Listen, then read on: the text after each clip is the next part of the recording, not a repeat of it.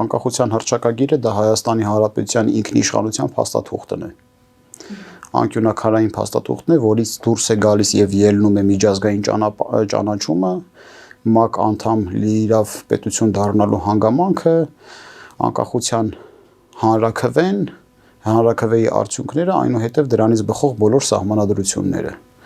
Եթե Նիկոլ Փաշինյանը անկախության հռչակագիրը համարում է որպես անպիտան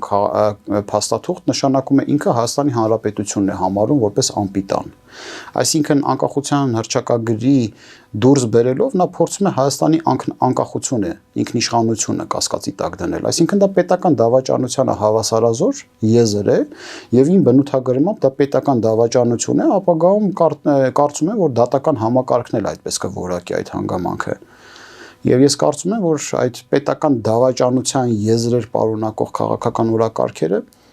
Հայաստանի Հանրապետության քաղաքացին երբևիցե չի սպասարկելու։ Անկախության հռչակագիրը դա տիեզերաստեղծ փաստաթուղթ է, որը խմբագրման, մոռացության տալու ենթակա չէ, որտեղ եթե այդ փաստաթուղթը իջիկ դարձրեցին, ապա մեզ կասեն, որ դուք այսուհետ այլ պետություն եք, եթե դուք այլ պետություն եք, եկեք հələ մի հատ միջազգային ճանաչման գործընթաց սկսենք, տեսնենք ով ձեզ կճանաչի։ Ու ինչ եք կարծում ով մեզ կճանաչի։ Մանավանդ այս տեսակ քաղաքականություն իրականացնող ապիկար եւ անսկզբունքային իշխանություններ ունենալու պարագայում աշխարհը ինչ դիրքորոշում կորդեգրի, աներկբայորեն որ ճանաչած պետությունների թվականակը շատ քիչ կլինի, շատ քիչ։ Չճանաչած պետությունների մեջ կներգրավեն Ադրբեջանը, Թուրքիան, Ռուսաստանը, Պակիստանը։ Հիմա մեկ պետություն չի ճանաչում, Պակիստանը։ Բայց Ադրբեջանը Հայաստանի Հանրապետությունը այն հռչակագրով, որը որ կա, ճանաչել է։ Թուրքիան առաջիններից մեկն է եղել, որ այն հռչակագրով, որը որ հիմա Հայաստանի Հանրապետությունը կա, ճանաչել է։ Ռուսաստանն էլ է ճանաչել այն Հայաստանի Հանրապետությունը, որը այս հռչակագրով կա։ Եթե Նիկոլ Փաշինյանը դուրս է դեմ է գնում անկախության հռչակագրին, նշանակում է դեմ է գնում Հայաստանի Հանրապետությանը ներկայիս։ Սա պետական դավաճանության մեղադրանք հավանական մեղադրանք պարունակող քաղաքական գործընթաց է։ Հետևաբար Հայաստանի Շնորհապետական կուսակցությունը առաջ է քաշել հայ ժողովրդի առաջ օրակարգ, այլընտրանքի միջոցով փոխել ներկայիս իշխանություններին։ Հիմա մենք սկսել ենք մեր ակտիվ շրջագայությունը Հայաստանի Հանրապետության մարզերով մեկ։ Մեր առաջին շրջագայությունը լինելու է Վանաձորում։ Սիրելի վանաձորցիներին ես հրավիրում եմ ամսի 19-ին շաբաթ օրը առավոտյան ժամը 10:30 Կարեն Դեմիրճյան 25/1 հասցեում տեղակայված կինո Լորի սրահ Վանաձորում, որտեղ մենք հանդիպելու ենք, մտքերի փոխանակում ենք իրականացնելու եւ զրուցելու ենք քաղաքացիների հետ։ 2 ժամ կզրուցենք, 2.5 ժամ կծանոթանանք մարդկանց տեսակետները կլսենք, կվերադառնանք Երևան եւ այդպիսի այցելություններ բոլոր մարզերում եւ գրեթե բոլոր համայնքներում կլինեն, եթե հասցնենք բոլորում լինել, որովհետեւ 48 եւ ավելի քաղաքներ ունենք եւ 960-ի չափ մոտավորապես համայնքներ ունենք, մի տարի ժամանակահատված։ Համախմբվեք սիրելիներ, մենք պետք է թույլ չտանք, որպեսզի Հայաստանի Հանրապետությունը կասկածի տակ դրվի։ Ընդ որում մեկ ուրիշ զուգահեռել անցկացնեմ, տեսեք Գյումրիի ընտրություններում վերջնահաշվարկով Վարդան Ղուկասյանը դարձավ Գյումրիի քաղաքապետ։ Երեք ես դիտեցի լրագրող Նարեկ Կիրակոսյանի հարցին, թե դուք կողմ եք միութենական պետություն մտնելուն, այդ անձնավորությունը ասեց այո, կողմ եմ եւ Բելարուսի օրինակով։ Այդ հայտարարությունը պետական դավաճանությանը հավասարազոր հայտարարություն է, այսինքն այդ անձնավորությունը լինելով Հայաստանի Հանրապետության երկրորդ քաղաքի քաղաքապետը Հայաստանի Հանրապետության ինքնիշխանության դեմ հայտարարություն է արել, դա իրավապահն էր, ինչ եք անելու։ Հայաստանի Հանրապետության ազգային անվտանգության ծառայություն, գլխավոր դատախազություն, ինչ եք անելու։ Այդ մարդը Հայաստանի Հանրապետության պետության դեմ հայտարարություն է արել։ Ինքնիշխանության դեմ հայտարարություն է արել։ Եվ նույնը Նիկոլ Փաշինյանը։ Դա պետական կառույցներին ձեր ուղղված հարցադրումը իր հերթին, պարոն Սիմոնյան, իսկ հանրությանը ինչ հարց պետք է ուղղել։ Այդ դեպքում ինչպես հանրությունը կարողացավ ընտրել այդպիսի մարդու։ Ամեն դեպքում մեծ թվով քվեր ստացել նա, այն դեպքում, երբ որ նա նախընտրական այս շրջանում գովերգում էր ռուսական դրոշը, ռուսական ռազմաբազայի գործունեությունը Գյումրիի տարածքում։ 8000 հոգի։ Գյումրին 250,000-ից ավել ազգաբնակչություն ունի։ 8,000 հոգի է ընտրել, Գյումրին չի ընտրել։ Դե ամեն դեպքում նա ընդդիմադիր մյուս Հիմա ուժգնությամբ դարձավ քաղաքապետ։ բանալին որն է, սիրելի գյումրեցիներ եւ առհասարակ Հայաստանի Հանրապետության քաղաքացիներ։ Մենք գիտենք, որ երկու արատավոր բարքեր կան ընտրություններին եւ ընտրական պայքարների ժամանակ։ Առաջինը դա վարչական ռեսուրսի զորաշարժումն է։ Տարբեր հաշվարկներով վարչական ռեսուրսը 100-ից 150,000 ձայն է, քվ է։ Իշխանությունների համար վատթարագույն պարագայում 100,000։ Ես կարծում եմ, որ իշխանությունների համար ամենավատթարագույն պարագաներն են հիմա։ Այլ բան է, եթե համապետական ընտրություններում մասնակցում է 40%-ը ընտրական իրավունք ունեցողների, նշանակում է այդ 100,000-ը տեսեք քանի տոկոս է կազմում 40%-ի համատեքստում։ Ենթադրենք 500,000 հոգի մարդ է մասնակցել ընտրություններին։ 100,000-ը հաշվեք քանի տոկոսն է 500,000-ի։ Բայց դե պատկերացրեք, որ բոլորը մասնակցեն 2 միլիոն մարդ։ Տեսեք 2 միլիոնի քանի տոկոսն է 100,000-ը։ Ստացվեց, որ այդ վարչական մեխանիզմներով նրանք չկարողացան ազդել ընտրական իրողությունների վրա, անգամ անցողիկ շեմը չհաղթահարեցին։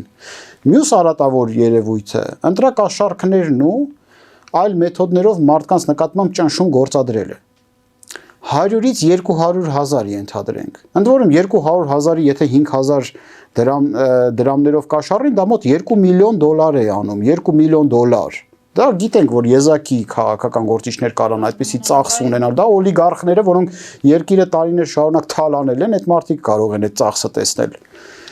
Հիմա որպեսզի մենք կարողանանք փոփոխություն իրականացնել, համապետական ընտրություններում ենթադրենք 600-700,000 հոգի մարդ է մասնակցում։ Տեսեք 200,000-ը այդ 700,000-ի մեջ քանի տոկոսն է կազմում։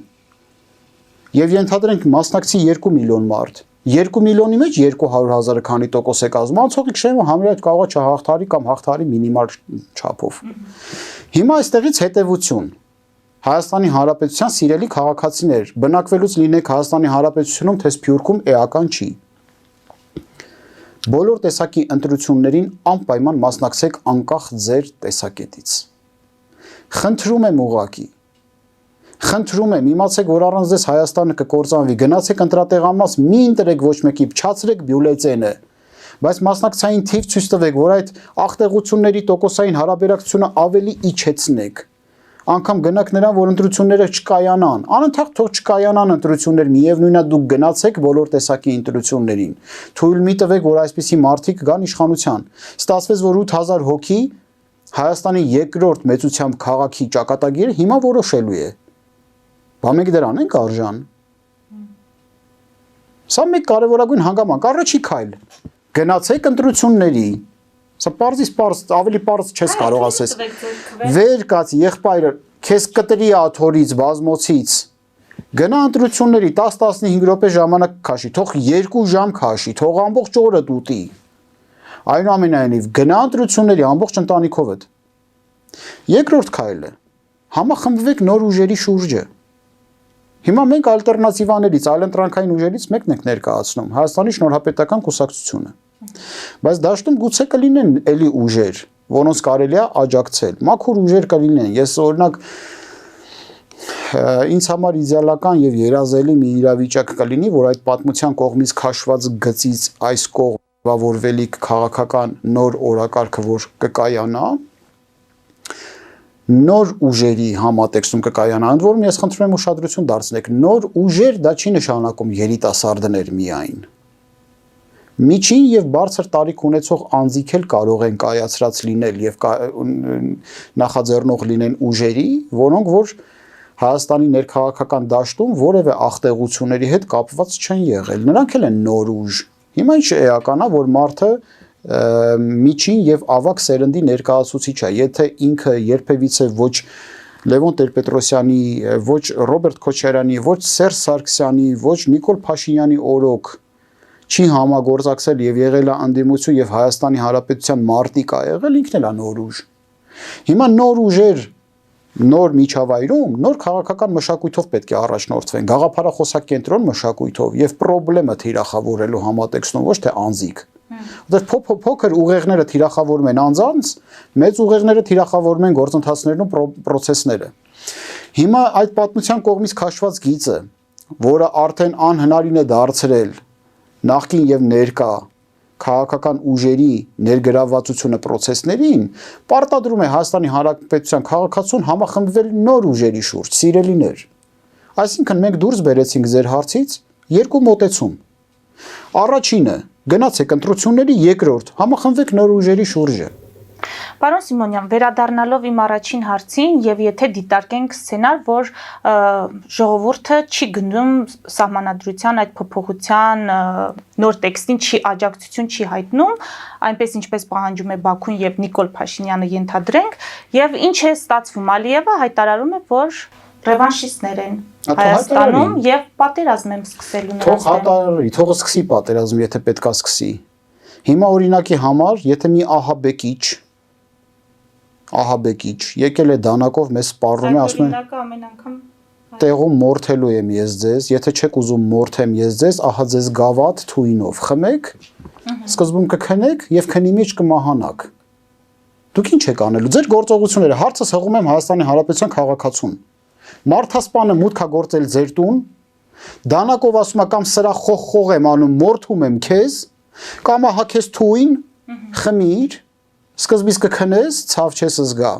եւ կմահանաս քնի մեջ։ Ձեր քայլերը չդիտարկի Հայաստանի Հանրապետության քաղաքացին իր ճամպրուկը հավաքելու եւ այստեղից գնալու սցենար։ Դա էլ է մահ։ Այսինքն դուք պայքարում եք, էլիս դուք խոսում եք հայերեն ինչի համար, ձեր տեսակի համար, չէ՞։ Ինչի՞ չեք ռուսկախոս, ռուսերեն լեզվով խոսացող կամ անգլերեն, ինչի եք օրինակ դուք հայուհու մենտալիտետով ապրում։ Տեսակի պայքար է գնում ամեն օր։ Ինչի ենք մենք կարգ ու կանոնով հաղորդակցվում միմյանց հետ, հայկական մշակույթ սիրում։ Տեսակների պայքարում, եթե պետքա ոչլոտ թուրքը ձեզ հաղթի, ուրեմն դուք արժեք չունեք։ Ինչի ճամպրուկը հավաքես գնաս։ 500 տարի առաջ քոչվորների ցեղերը ճամպուկները հավաքած եկել են քո հազարամյա բնորանը հայրենիք են սարքում դու գնաս։ Դուք գիտեք հին հունական պատմագիտության մեջ այսպիսի մի դրվագ կա, Անաբասիս կարդացեք։ Հայուհու կերպարը որն է։ Հունական զինվորական խումբը, երբ որ պարսկական թագավորության դեմ պատերազմից հետո նահանջում էր, մեծ հայքի վրայով պետք է նահանջեր, չէ։ Մի համայնքի մեջով են անցնում, որտեղ զորաջոկատ է դուրս գալիս իրանց դեմ։ Մարդիկ մտածում են, որ հայերը մտածում են, թե իրանց վրա են հարձակվում, զորք է դուրս եկել։ Մարդ են մղում ահեղ։ Մեկին սպանում են, սաղավարտն ընկնում է, երկար մազերը թափվում են, տեսնում են կին է տղամարդու սաղավարտներով կռվում։ Ինչու՞։ Որտեղ տղամարդերը չէր մնացել, պատերազմը տղամարդուն ոչնչացրել էր, կանայք էին պաշտպանում։ Իհարկե կանանց ուժը չի բավարարում, հույներին պարտվում են, այն կանայք, որոնք որ ողջ են մնում, ծերպից իրանց ցած են նետում, որ չտիրանան օտարների իրենց։ Ես ձեր հասկանում եւ ընկալում եմ։ Քսենոֆոնտը սևով սպիտակի վրա գրել է 2000 տարի առաջ տեղի ունեցած իրավիճակ։ Տեսեք, տեսակի պայքարում մենք ուր էինք այն ժամանակ, հիմա ուր ենք, մենք ճամպրուկ ենք։ Գնչու ենք, թափառական ենք, մուրացկան ենք։ Արտագաղթի տեմպերը կարծում եմ որոշ չափով այդ հարցի պատասխանը տալիս են, պարոն Սիմոնյան, որքան էլ փորձենք լավատես լինել։ Որովհետև 30 տարի շարունակ ազգակերտման գործընթացը Հայաստանի Հանրապետությունը տապալել է, մարդիկ ծնվում են հայ, բայց հայանալու ճանապարհը կիսատ է մնում։ Միայն հայերեն խոսալով եւ յան վերջածանցով չի։ Մենք հասկանում ենք, մենք ով ենք, մեր տեղն ու դերը նշանակությունը։ Ֆիզիոլոգիապես մենք նրանց չենք զիջում, եթե ոչ առավել ենք։ Գենետիկ ուսումնասիրությունները նայեք, ոսկրածուծի միջազգային բանկում հայերի ոսկրածուծը ուրույն տեղ ունի եւ բոլորին դոնոր է կարողանում հանդիսանալ, որպես առողջ ֆիզիոլոգիա ունեցող կենսատիպի օրգան։ Հիմա եթե կենսաբանությամբ լավն եք, ուղեղով լավն եք, մտածում եք, խելք ունեք այդքան։ Արտակնապես նորմալ ենք, լավ ենք։ Ամեն ինչով լավ ենք։ Ինչն է մեզ խանգարում։ Տեսակների պայքարը վախում ենք։ Դրա համար էլ ոնց ասեմ, լաթի նման կսրբեն ոտքները մեզ վրայով եւ կանցնեն։ Մենք դրան ենք արժանի։ Ի վերջո ստեղից մի աքսիոմատիկ ճշմարտություն։ Եվ ստեղ բոլոր զորավարներն են ասել, այն քաղաքակրթությունները, որոնք որ պատրաստվում են պատերազմի եւ պատերազմին պատրաստ են, վայելում են խաղաղություն։ Իսկ պատերազմին պատրաստ հասարակությունները կյանքի տևողությունը չեն գնահատում, կյանքի խորությունն են գնահատում։ Թող երբևիցե միջև 90 տարեկան ապրած բորի կյանքով անձնավորությունը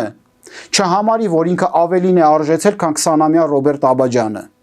Որտեղ 20-ամյա Ռոբերտ Աբաջյանի կյանքի տևողությունը 20-ամյա էր, բայց կյանքի խորությունը դարակազմիկ։ Կյանքի տևողությունը չի կարևոր, կյանքի խորությունն է կարևոր։ Երբ որ դու դա գիտակցում ես,